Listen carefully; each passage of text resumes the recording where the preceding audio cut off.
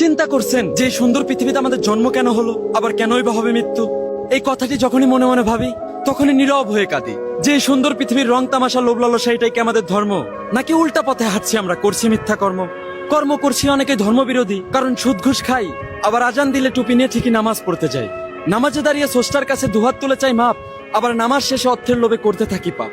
কারণ অর্থের লোভে অন্ধ আমরা, গন্ধ আমাদের মন, ওই গন্ধ মনের দরজায় তালা মেরে তার কাছে মাপ চাইতে হবে সারাক্ষণ। কারণ এই অর্থকারী বাড়ি একদিন সবই রবে, আমাদের জন্য বরাদ্দ হবে এই 3.5 হাত মাটি। তাই দুনিয়ার লোভ লালসা ভুলে গিয়ে আগে এই মনটা করতে হবে খাঁটি।